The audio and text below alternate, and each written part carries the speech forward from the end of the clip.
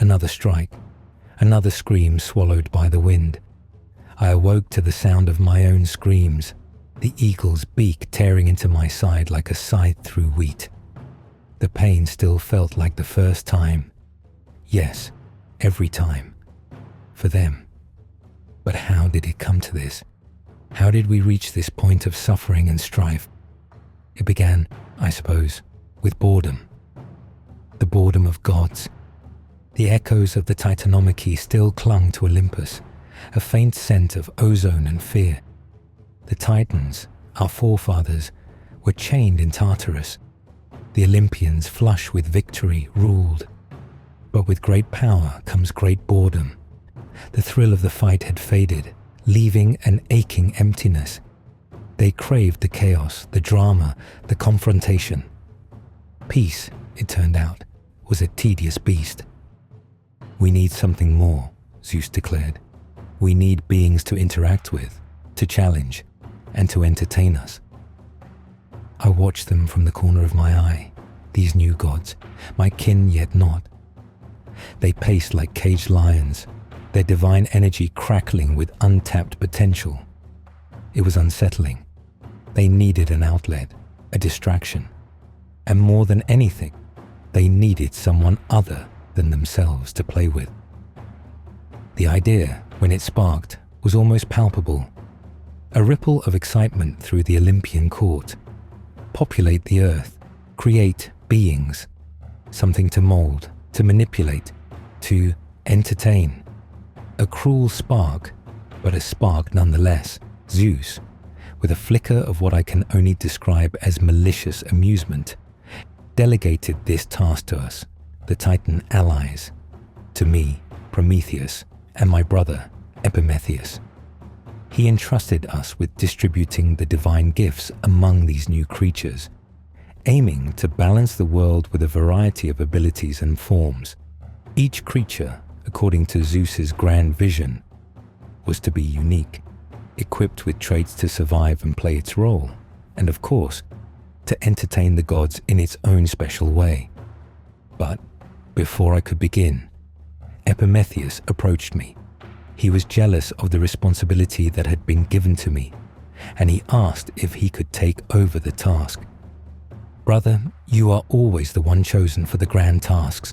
You, Prometheus, the Titan of forethought, are trusted with every responsibility, while I, Epimetheus, am left in the shadows.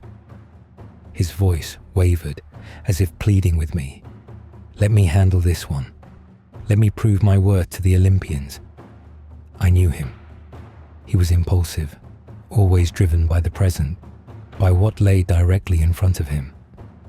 You are Epimetheus, I said quietly, the Titan of afterthought. You act first and think later. That's why you are not trusted in important tasks.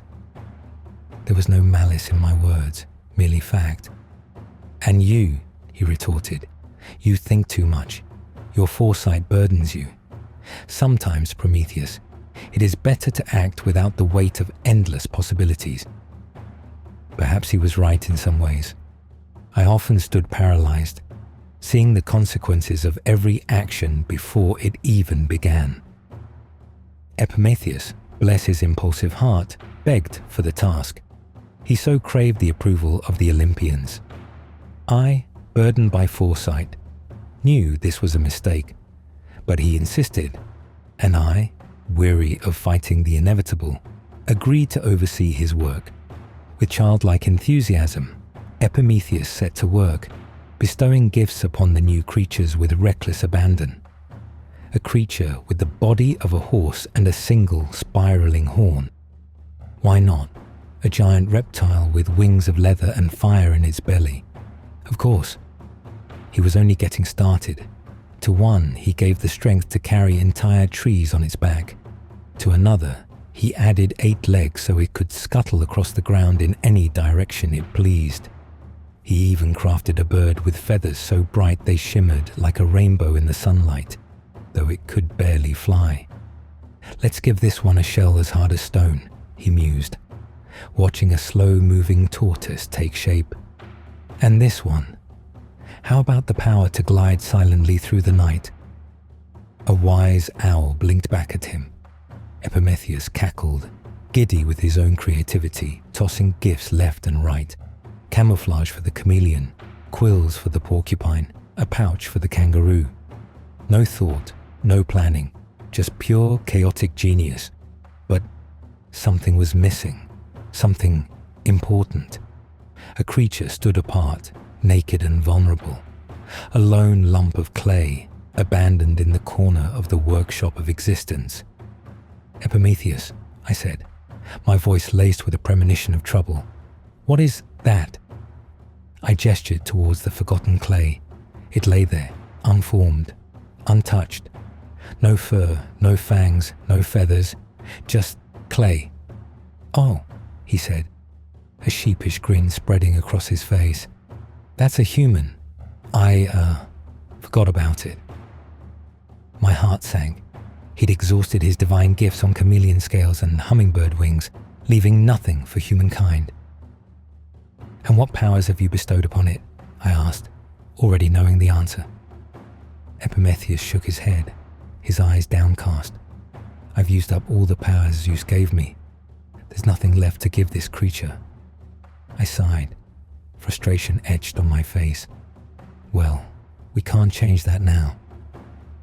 Zeus's deadline loomed. The earth was to be populated and quickly. This human would have to fend for itself, naked, vulnerable, utterly defenseless. I felt a pang of pity, a strange connection to this fragile creature. I would find a way to help this creature no matter what. Soon the earth was populated, with a gazillion different creatures, and one very human. The Olympians, initially captivated by our creations, soon grew bored. They watched the animals, their divine eyes tracing the intricate dance of predator and prey. But it wasn't enough. Boredom, a dangerous thing for a god, began to fester. They craved drama, chaos. The delicate balance of the world was about to be disrupted. Floods, earthquakes, famines. They unleashed their divine wrath upon the world, watching the ensuing chaos with a detached amusement. My heart ached for the humans, scrambling for survival, caught in the crossfire of the gods' petty games. They stumbled through the wilderness, huddled in caves, scavenging for food. I saw potential in them, a spark of greatness that could rival the gods themselves, but for now, they were just human. The world, once a paradise, became a testing ground for the gods' capricious whims. Mountains crumbled, forests burned, and the humans clinging to life endured. I watched, helpless and enraged, and through it all, the Olympians laughed. They feasted on the suffering, their divine bellies full of the bitter fruit of their own creation. Something had to be done. I looked at the struggling humans, fascinated by their capacity for both good and evil. They were a paradox, a creature of contradictions, and I feared for the humans' future. Finally, a spark of defiance igniting in my heart. I would not let them perish. I would give them a fighting chance, even if it meant defying the gods themselves. And so, I began to plot. I remember the moment it happened, the moment their eyes lit up with a newfound awareness. It was as if a veil had been lifted, and they could see the world in a way they never had before. I gave them knowledge, a glimmer of understanding, how to reason, to question, to see beyond instinct. Intelligence isn't just one thing. It's a multitude of possibilities, a web of connections and relationships that would forever alter their lives.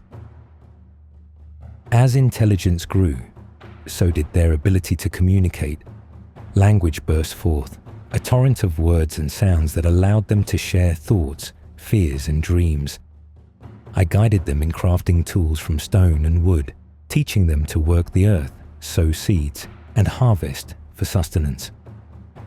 I revealed the mysteries of numbers and math, the counting of days, seasons, and measurements, skills essential to building societies and recording knowledge, I taught them the stars' paths to navigate, the arts of medicine to heal, and the patterns of logic to understand their world.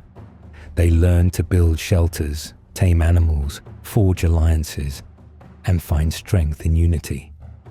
They did not learn these things alone. I was always with them, a hidden hand guiding their every step. And with each stride forward, I saw the faint glimmer of a power that could someday rival even the gods. But with this newfound power came a price. Fear, a new and potent emotion, took root. The unknown, once simply there, now held the potential for danger. They began to worry about the unknown, to fear the future and the consequences of their actions. They became wary, cautious. Their newfound intelligence cast a shadow of anxiety over their existence. Soon they began to doubt themselves, to question their place in the world. I saw the shadows of uncertainty lengthen, and I knew that I had set in motion a chain of events that would forever change the course of human history. Their eyes, once bright with wonder, now clouded with fear. They looked around, searching for safety and security in a world that seemed determined to harm them. They began to anticipate the future, to plan for the unknown. Their need for protection became an all-consuming force. They built walls, sharpened sticks, learned to hunt together. Their intelligence, once a source of fear, became a tool for survival. I also saw the seeds of conflict sown, the beginnings of a cycle of violence that would haunt them for centuries to come. And yet, I saw the potential for greatness, for a species that could rise above their fears and achieve wonders. The gods, oblivious to my intervention, attributed this newfound cunning to their own design.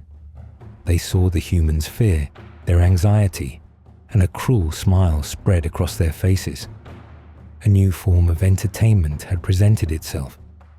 They saw only the surface, the facade of a species that seemed clever, but ultimately no different from the other creatures of the world. The gods, with their cruel sense of humor, began to toy with human fear. They whispered in their ears, sowing seeds of doubt and uncertainty. I knew that I had to find a way to stop this senseless slaughter, to give humans a new way to live, to thrive. They needed more than intelligence. They needed something to truly empower them, to level the playing field. They needed a source of warmth, of protection, of power. They needed fire. But the gods, in their infinite wisdom, saw only the potential for destruction in fire. They believed that it would be a tool of chaos, a means of humans to defy their authority, and so they sought to keep it from them, to deny them the one thing that could truly set them free. And so I made another choice. I stole fire from the heavens. I descended from Olympus, a burning brand clutched in my hand. I delivered this gift to humanity. I stood tall, my heart pounding with excitement and fear. I knew that I had taken a risk, that I had defied the gods and given humans the one thing that could truly set them free. And as I looked into their eyes, I saw the spark of hope ignite, a flame that would burn bright for generations to come. Fire brought them light in the darkness, warmth in the cold. It allowed them to cook their food, to ward off predators, and to create tools that would aid them in their quest for survival. As the first flames flickered in the hands of humanity, it didn't take long for the gods to notice. Olympus stirred with shock and indignation.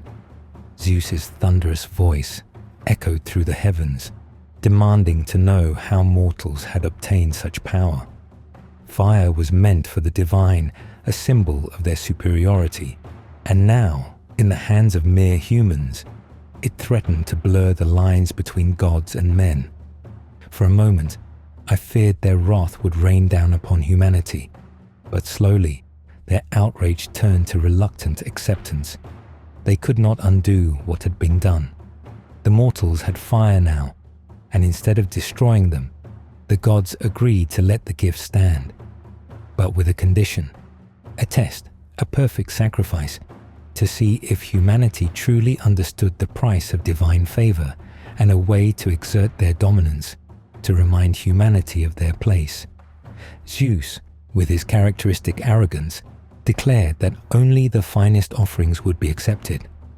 The key to appeasing the gods lay in the quality of the sacrifice, the finest cuts of meat, the richest offerings. Their insatiable hunger for adoration knew no bounds.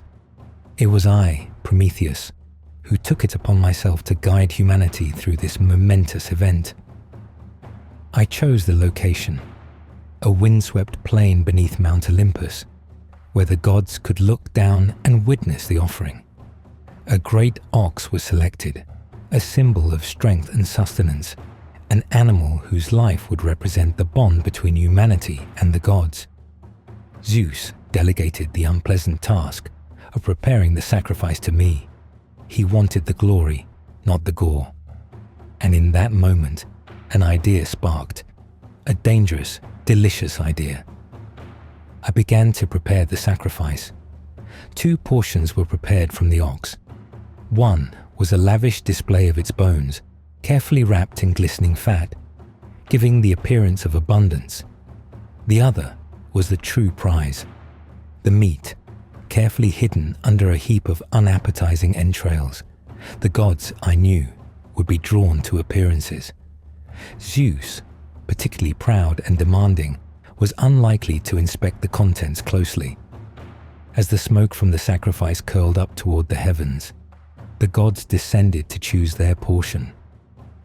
Zeus, eager to assert his dominance and claim the best for Olympus, chose the shining fat-covered pile of bones, his eyes gleaming with triumph. He reached for the glittering offering, certain he had chosen wisely. But as he uncovered the pile, the truth was revealed. Beneath the beautiful surface lay nothing but bones, useless to the gods, but ceremonially satisfying. The real nourishment, the meat, remained with humanity. Zeus, realizing too late that he had been tricked, was furious. His rage shook the heavens, but the deed had been done. The gods were bound by the choice, and from that moment forward, humans would keep the meat, the real sustenance, while the gods would be left with only the bones and fat of future sacrifices. This cunning act, though a victory for mortals, only deepened the animosity between Zeus and me. It was a gamble, but one I had to take, for it ensured that humanity would not be starved by the demands of the gods. It secured their ability to thrive, even as the gods watched from their thrones, unsatisfied by their hollow offering. The air was thick with tension as Zeus's voice boomed through the halls of Olympus. "You have defied me for the last time, Prometheus," he thundered. "Your actions will be the downfall of humanity, and I will make sure that they suffer for your transgressions." His voice, a thunderclap that echoed across the cosmos, declared his intent, not just to punish me, but to eradicate humankind entirely. They will learn the price of defying the will of the gods. My hope withered. This was not the future I had foreseen. Zeus, in his cruel wisdom, chose not a swift end for humanity, but a slow, agonizing demise. He wouldn't unleash fire or flood, but something far more insidious. He would steal from them the very gift I had bestowed: fire. A chilling calculation shone in his eyes. He would watch them regress, starve, and be hunted into oblivion. The world darkened as Zeus, with a flick of his wrist, extinguished every flame on earth. I felt a phantom pain, as if my own essence were being torn away. The warmth, the light, the symbol of human progress gone.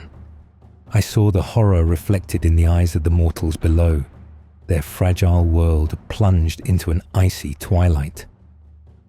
As the days turned into weeks, and the weeks turned into months, humanity began to struggle. They were no longer able to cook their food, to warm their homes, or to create the tools they needed to survive.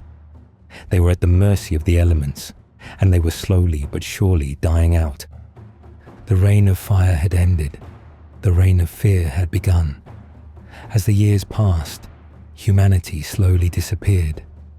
Wild beasts, emboldened by the darkness, crept closer to human settlements. Hunger gnawed at their bellies.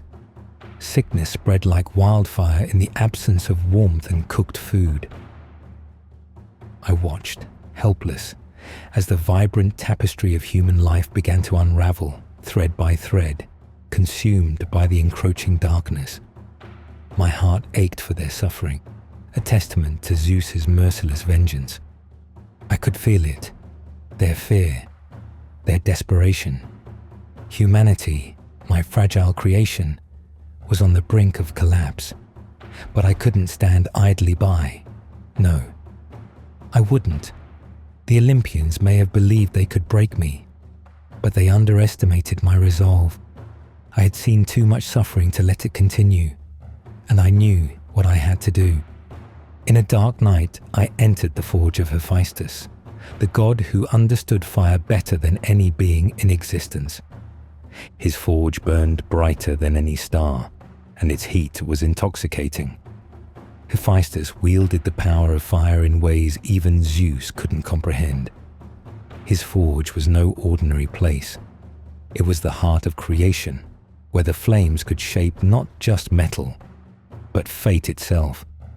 The fire here wasn't just heat.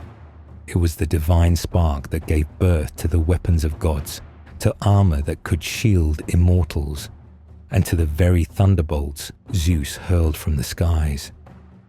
The fire Hephaestus tended was a force of both creation and destruction, a divine energy that only he could control.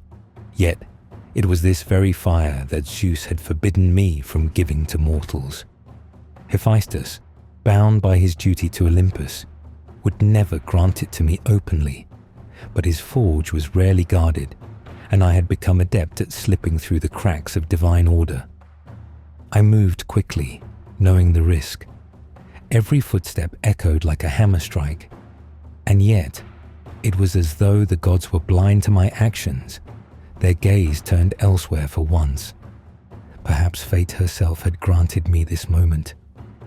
The fennel stalk in my hand was a humble vessel, fragile, unassuming, yet it carried the salvation of an entire race. I concealed the flame inside, feeling its warmth against my skin as I fled the forge. Each step down the mountain felt heavier than the last, not with doubt, but with the weight of what this fire meant, freedom. I knew Zeus would not forgive this, but that didn't matter. The fire was for them, not me. When I descended from Olympus, the humans saw me, and they knew. Their eyes widened, faces lit by the glow of the fire I carried. I saw hope flicker back to life in their hearts.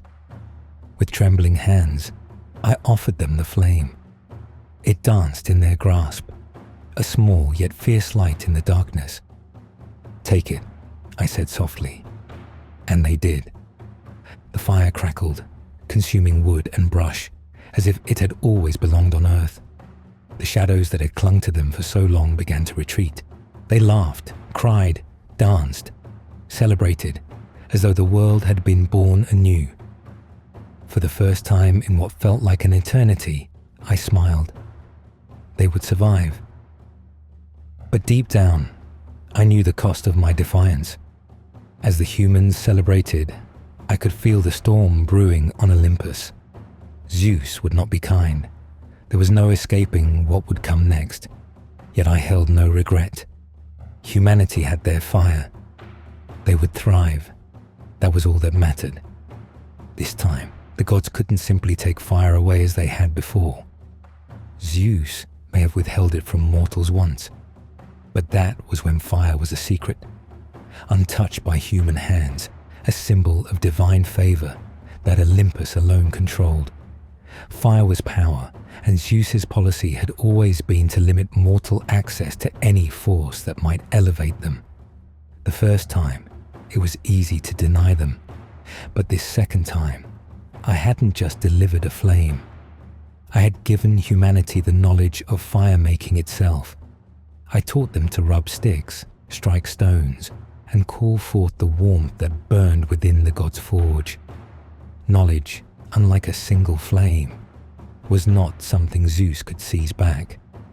Now that it was woven into human minds and culture, it belonged to them. Zeus's fury would be boundless, yet even he couldn't alter the permanence of this gift. Divine politics complicated things further. My actions stirred more than just Zeus's anger. They sparked conversations among the gods themselves.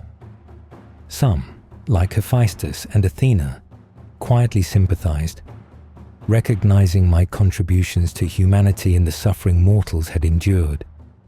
My gift had opened the doors of possibility for humans, giving them survival, creativity, and independence.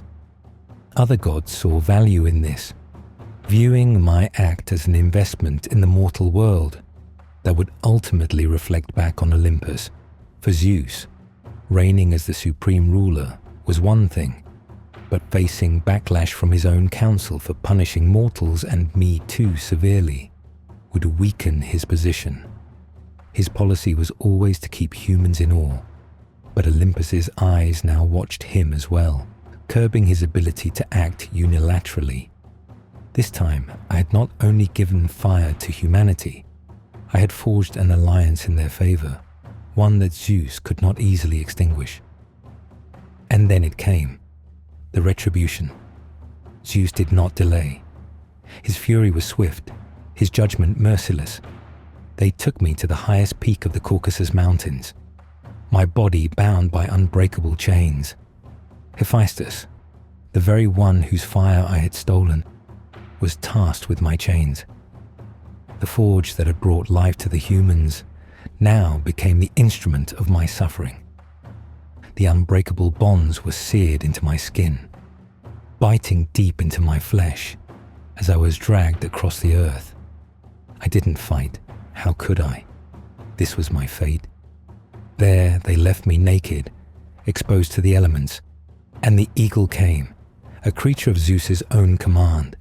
This was no ordinary bird, but a monstrous, relentless servant of divine vengeance. Each day it descended from the heavens, its dark wings casting a shadow over the mountains like a harbinger of doom. It tore into my flesh, its beak rending my liver, a liver that, by Zeus's decree, would heal and grow anew each night. I would heal by nightfall, only for the torment to begin anew each dawn. The pain was constant, but it wasn't the physical agony that gnawed at me.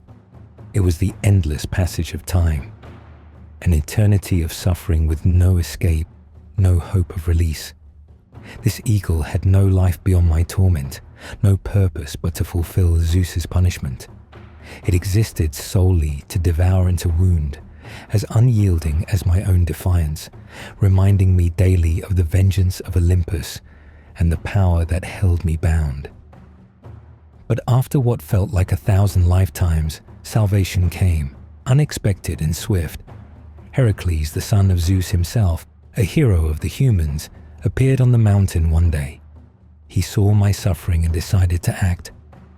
His arrow flew straight and true, piercing the heart of the eagle. I watched as the creature fell, its body crashing to the ground in a lifeless heap. For the first time in ages, I was free of that torment. But freedom was still beyond my reach. I remained bound to the mountain, my chains unbroken. Even Heracles, with all his strength, could not sever the chains forged by Zeus himself. Those bonds were divine, unyielding to mortal force. My release required more than muscle. It demanded the consent of the gods and ultimately the will of Zeus. Yet I had one final card to play, a secret that even Zeus feared. I knew that Zeus had a weakness, a desire for the sea goddess Thetis. She was radiant, powerful, and elusive, and Zeus's desire for her was strong. But there was a twist to this attraction. Thetis was destined to bear a son, greater than his father, a son who would surpass even the gods themselves. I alone held this knowledge, a prophecy that echoed the dark history of our kind, where each generation risked overthrowing the last. First, Uranus had been cast down by his son Kronos, and then Kronos met the same fate at the hands of Zeus. This prophecy warned of yet another cycle, a son who would surpass his father, leading to chaos, to a repeat of the past, and the possible undoing of Zeus's rule. I saw an opportunity, a chance to use this knowledge to gain my freedom. Zeus, ever wary of his own fate, could not ignore the threat. So, I bargained. In exchange for my freedom, I revealed the prophecy to him. Desperate to prevent his own downfall, Zeus did the unthinkable. He forsook Thetis and arranged for her to marry the mortal Peleus, so their child would be born as a mortal. Achilles, destined to be the greatest of heroes, though not a threat to Olympus. Zeus agreed to my terms, and my chains were finally shattered. I was free, but not without scars. The garland I now wear is a reminder of the price I paid, of the fire I gave, and of the unbreakable will that carried me through.